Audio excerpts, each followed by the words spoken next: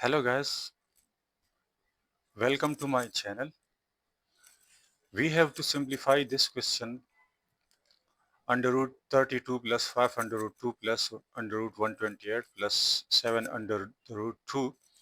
So first of all we will look for a perfect square over here. So 32 is not a perfect square and as well as 128 is also not a perfect square.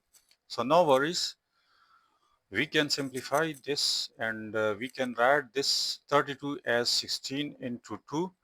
And as well as we can write 128 as 64 into 2, and these two terms are as such. Now 16 is a perfect square of 4 and 64 is also a perfect square of 8, so we can write this as 4 square and we can write this 64 as 8 square.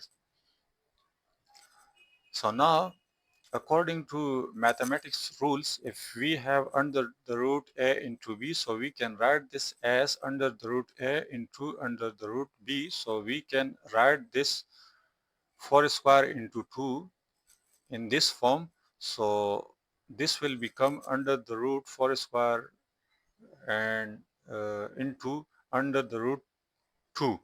Similarly, we can write this values like this according to this formula.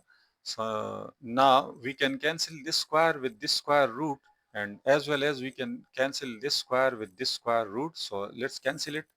So it will cancel, and here it will also cancel. So now this 4 is out of the root, so it will become 4 under the root 2, and it will be also will come out of the root, so it will become 8 under the root 2. So now we can write this as 4 under the root 2 plus 5 under root 2 plus 8 under the root 2 plus 7 under the root 2.